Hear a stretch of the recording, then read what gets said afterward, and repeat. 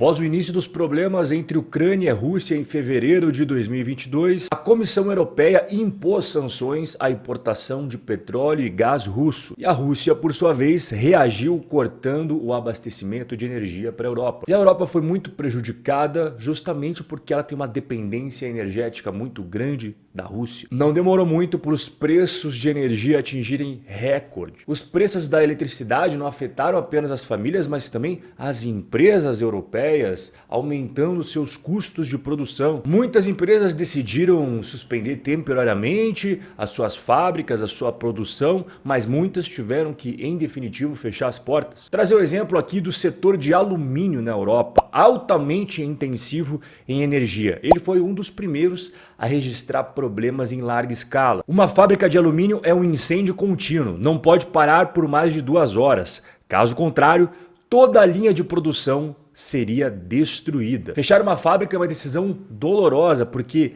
reiniciar o processo produtivo custa milhões e milhões de euros. No entanto, foi isso que aconteceu em várias indústrias europeias. O principal produtor de alumínio eslovaco, que tem a marca chamada Eslovalco, eles encerraram a sua produção e não tem prazo para reiniciar. A Aldel, a única produtora de alumínio na Holanda, tomou a mesma decisão. O maior produtor de alumínio na Europa Oriental, a empresa da Romênia chamada Auro Slatina, que também é o maior consumidor de eletricidade da Romênia, anunciou o fechamento de 3 de 5 linhas de produção. E a crise na economia europeia, principalmente no seu motor industrial, também atingiu outros setores, como por exemplo a fabricação de plástico, borracha e de outros produtos minerais não metálicos. Na República Tcheca, a empresa de plásticos Plastic Parts and Technology faliu em setembro devido ao dramático aumento de preços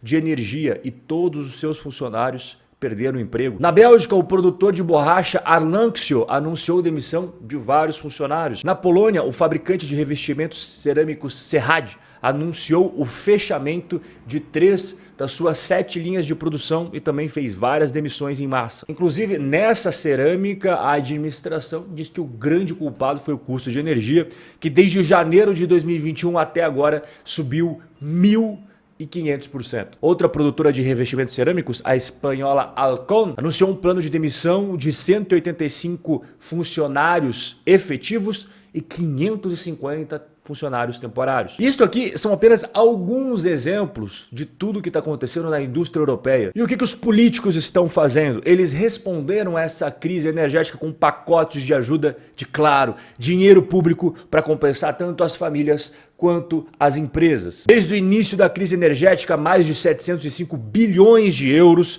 foram destinados em todos os países europeus para combater os custos crescentes de energia. Inclusive, neste gráfico você vê o quanto que cada país da Europa gastou nesses pacotes e auxílios relacionados especificamente à energia proporcional ao PIB, a tudo aquilo que o país produz de serviços e produtos. Dá uma olhada. Então, a Alemanha, que é inclusive o motor industrial da Europa, gastou mais de 7% do seu PIB, ou seja, mais de 180 bilhões de euros, só ela, para fazer pacotes de dinheiro público para conseguir contornar esse problema da crise energética. Enquanto isso, a Rússia, a fornecedora de energia barata para a indústria alemã e a indústria europeia, essa daí parece que arranjou um outro comprador com o bolso bem cheio. Ela está quebrando recorde de negócios com os chineses. A gigante russa de gás, a Gazprom, estabeleceu agora,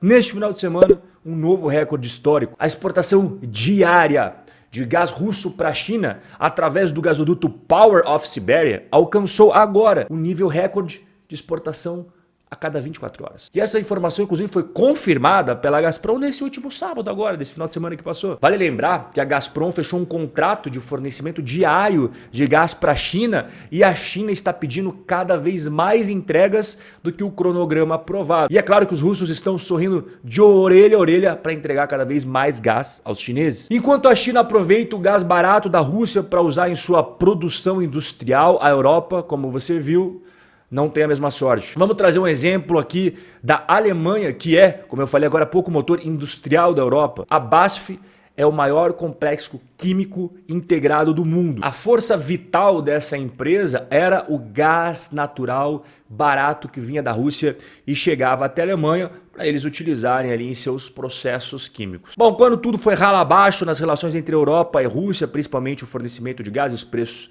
de energia lá para cima, a BASF começou a tomar algumas decisões para contornar isso. A primeira coisa, ela fechou a sua fábrica de amônia. Depois, ela reduziu drasticamente a produção de acetileno, percebendo que a situação do gás não tem prazo para acabar e sequer a gente está vendo aí melhoras na relação entre Europa e Rússia. O CEO Martin Brudermüller anunciou que a BASF vai reduzir o seu tamanho na Europa o mais rápido possível. E a BASF não está sozinha não. Empresas em toda a Alemanha têm lutado este mesmo combate. Elas diminuíram o consumo de energia elétrica, muitas mudaram para fontes como petróleo, como carvão, outras cortaram a produção, algumas fecharam as portas sem ter prazo para reabrir, e é claro, junto milhares e milhares de novos desempregados no mercado, e muitas delas estão com projetos para mudar as operações, não só da Alemanha, da Europa como um todo, para países onde a energia é abundante e barata. A Alemanha é um estudo de casos de um estado ocidental que fez uma aposta estratégica na globalização e na interdependência e agora está sofrendo as consequências. A Alemanha terceirizou sua segurança para os Estados Unidos, seu crescimento impulsionado pelas exportações para a China e suas necessidades energéticas para a Rússia. Agora está se encontrando terrivelmente vulnerável, caracterizado por grande competição de poder e uma crescente interdependência de aliados e adversários. E aqui é a mensagem principal do nosso bate-papo de hoje. Diante de tantos obstáculos, a Alemanha corre o risco de se transformar de um país industrial em um museu industrial. A preocupação agora é que a produção industrial possa se afastar tanto da Alemanha quanto dos seus vizinhos europeus. Uma pesquisa realizada agora no verão europeu, que fica no meio do ano, né? No Brasil é no finalzinho do ano, pelo BDI, que é o principal lobby empresarial da Alemanha, descobriu que muitas empresas da espinha dorsal da indústria alemã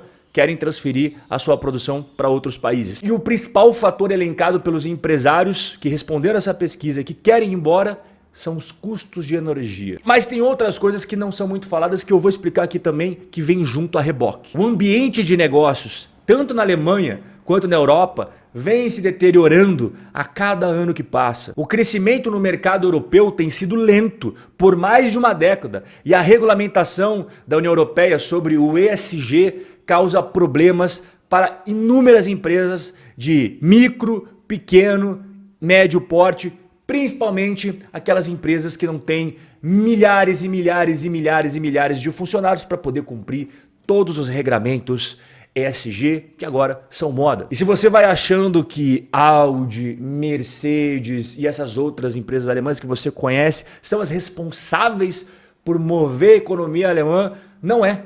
Aquelas que são responsáveis por maior parte da empregabilidade, geração de empregos e o motor mesmo industrial são, como eu falei, as pequenas e médias empresas, muitas delas familiares, que não conseguem cumprir com todas as obrigações do negócio e junto cumprir com toda essa agenda recente ESG que está sendo empurrado goela abaixo. Se olharmos para a atual crise de energia, daqui a 10 anos, podemos ver hoje como ponto de partida da desindustrialização acelerada da Alemanha. Bom, e também tem outro ponto muito perigoso nessa história, que é a dívida dos países europeus. Os gastos com o sistema do bem-estar social da Europa sempre foram muito elevados e são responsáveis por boa parte da dívida. Então veio o quê? O C-19 e aí tivemos mais gastos ainda. Passado o C-19, veio a crise de energia e aí mais gastos ainda. Então vai somando uma bola de neve imparável. Tudo isso que a Europa promete aos seus cidadãos não pode durar para sempre. Em algum momento,